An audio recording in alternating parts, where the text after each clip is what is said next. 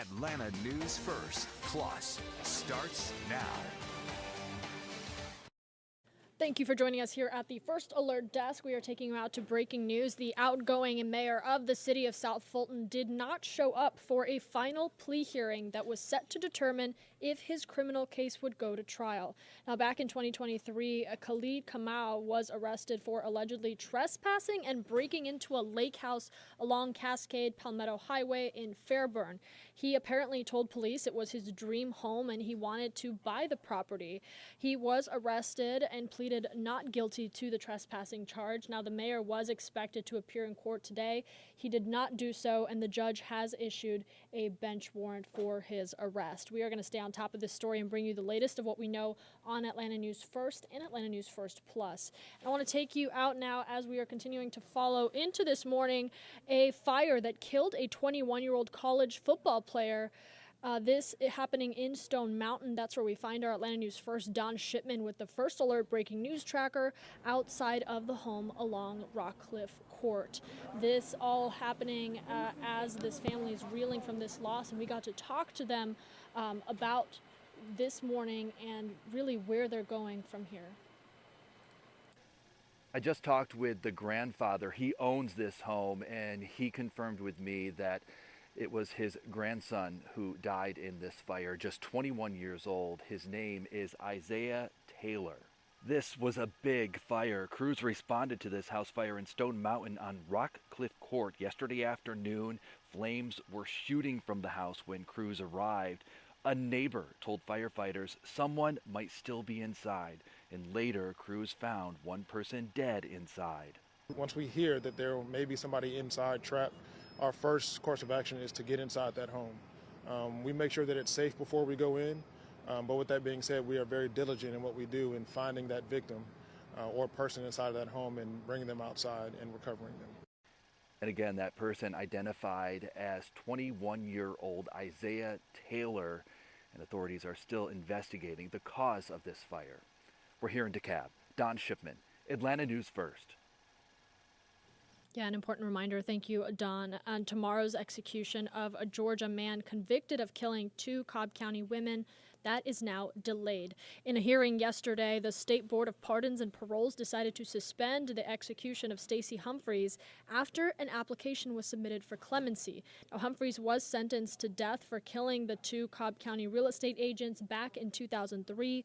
Attorneys representing Humphreys filed that motion in Fulton County Superior Court, arguing that 2 of the 5 board members had conflicts of interest. Now, the petition requests that the board be stopped from proceeding with the clemency application until the 2 board members have been replaced. The time frame for the execution of his death warrant is currently between December 17th and December 24th. If that window passes, the state will need to seek a new warrant to carry out this sentence. So a lot still at play, questions still to be answered. We are going to stay on top of that for you on AtlantaNewsFirst.com and bring you the latest of what we learn.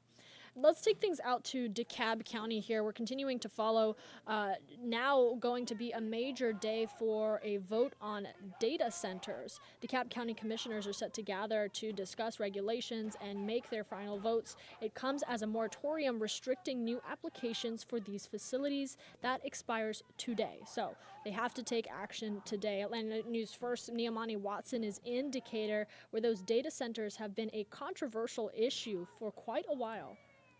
The county has been holding public forums for the past few months where residents have been expressing concerns about data centers being built in their neighborhoods regardless of any ordinance. Along with discussing regulations for data centers, commissioners will also consider extending the moratorium on new applications. The current DeKalb County data center ordinance requires that no new data center be built within 500 feet from residences or any parks or trails. Plans and studies about noise impact, water, and energy use must also be submitted. Right now, the county has on hold a proposal to build a 1 million square foot data center in Ellenwood. Residents have been protesting against more facilities, saying they're worried about the impact they could have on their health, the environment, and their pockets. And just like affecting the overall livelihood of people day to day, from noise pollution to light pollution to skyrocketing our utility bills. Enough is enough. I just feel like they just trying to find any empty space in our community and just want to slap it in our community. The DeKalb County Commissioners meeting will begin at 9 a.m. We'll keep you updated on what goes on during that meeting. Reporting in Decatur, I'm Neomani Watson, Atlanta News First. And thank you, Neomani. Let's talk about the Fulton County District Attorney, Fani Willis, set to hold a news conference to discuss recent convictions in a new sexual assault case that her team is investigating. We are going to stream that for you right here in the next 20 minutes for you on Atlanta News First Plus. And an important time for the DA, who has been in the spotlight in recent weeks as she's facing pressure from a state Senate committee to answer questions about her historic indictments against President Trump. The indictments themselves were recently tossed out, but the questions surrounding them continue. The case stemming from an infamous January 2021 phone call between Trump and Georgia Secretary of State Brad Raffensperger.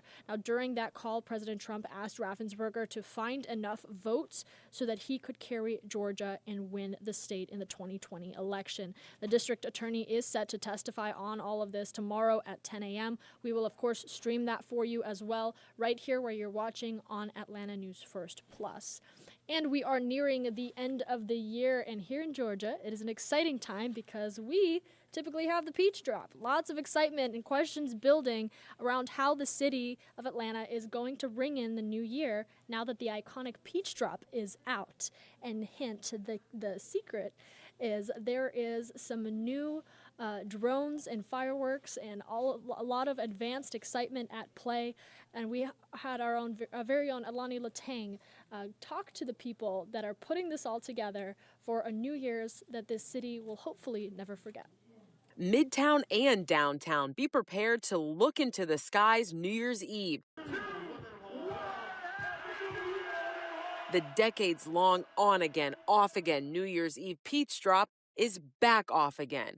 The event being replaced with a firework and drone show called Countdown over ATL. All you have to do is step outside, hit your neighborhood spot, meet on a rooftop, or watch from your backyard. This is exactly where you want to be to enjoy those fireworks and the drone show. Omni Hotel downtown is one of many businesses across the city getting the chance to profit off this year's event. We want guests to really enjoy themselves and come with their family and just create memories. The peach drop has been a city staple since 1989, mainly held at the Underground Atlanta.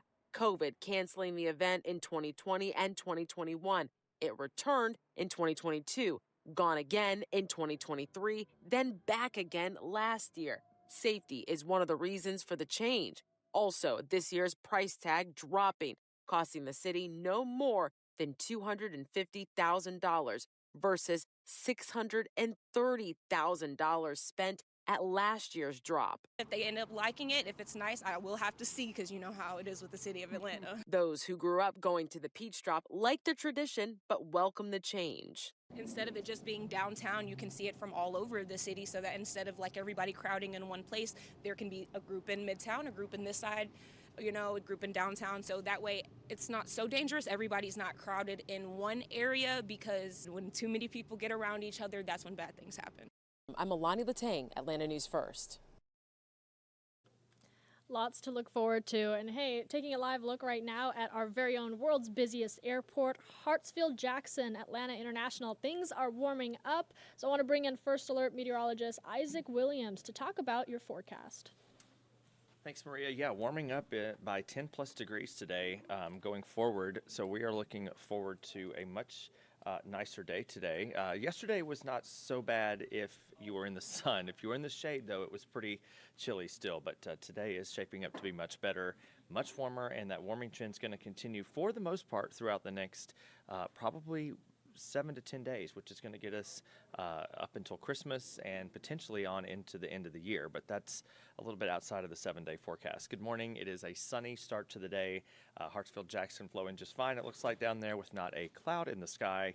And temperatures are at 46. That's already warmer than we got yesterday all day. We got to 45 for the high. So we are already on the way to a warmer start. 42 over in Carrollton, 43 degrees up in Canton, and even the mountains are into the upper 30s. Wind chills also really not much of a factor because of the fact that we are not looking at much wind out there this morning. High pressure moving offshore of the Carolinas, so that is going to bring us a south and west wind. That's one of the reasons we're getting warmer today, and we eventually will see some moisture increase, and that will lead us to some rain chances on Thursday, and that will be our next first alert weather day for Thursday as we look ahead to rain chances continuing. So temperatures will be getting into the mid-50s throughout the course of the day today, and lows tomorrow will be above freezing for the most part, and clouds will increase as we go into